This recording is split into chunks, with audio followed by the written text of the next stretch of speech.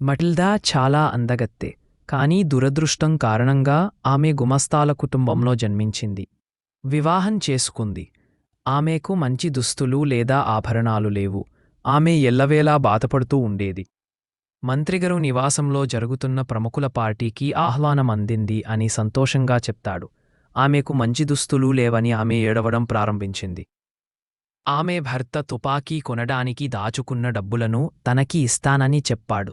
ధరించడానికి తన వద్ద ఆభరణం లేదని ఆమె తన భర్తతో చెప్పింది. సహజమైన పువ్వులు ధరించమని అతను ఆమెతో చెప్పాడు. కానీ మటిల్డా సంతృప్తి చెందలేదు.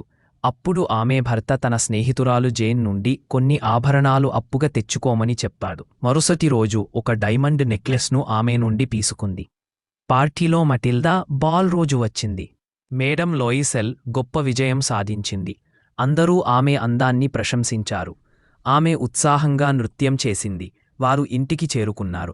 ఆమె మెడలో నెక్లెస్ పోయిందని గుర్తించింది. అది పోయింది.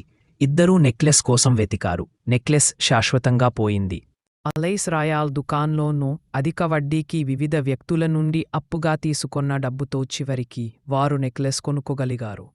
వారు దానిని జేన్కి తిరిగి ఇచ్చారు. వారు అప్పుగా తీసుకున్న డబ్బును తిరిగి ఇవ్వడం కోసం భార్యాభర్తలు పగలు రాత్రి వర్క్ వారు చాలా కష్టమైన సమయాన్ని ఎదుర్కొన్నారు. ఇలా 10 సంవత్సరాలు సాగింది. మేడం లోయిసెల్లో మార్పులు వచ్చి ఇప్పుడు చాలా వృద్ధురాలిగా కనిపిస్తుంది. ఒకరోజు జేన్ తనకు ఎదురొచ్చిన మటిల్డాను గుర్తించలేకపోయింది. మటిల్డా తన గురించి మరియు తనకు ఏమి జరిగిందో చెప్పింది. దీనికి జేన్ ఆమెకు అప్పుగా ఇచ్చిన నెక్లెస్ కృత్రిమమైనది అని చెప్పింది. కథ యొక్క సారాంశం ఏమిటంటే, ఒక చిన్న అబద్ధం లేదా తప్పుడు నిర్ణయం వలన మన జీవితం ఎంత మారిపోకుందో చూపుతుంది. దొంగిలించిన హారం కోసం పడ్డ కష్టం జీవితం మొత్తం మారిపోయింది. నిజం తెలిసిన తర్వాత మటిల్డా జీవితం చాలా బాధకరంగా ఉంటుంది.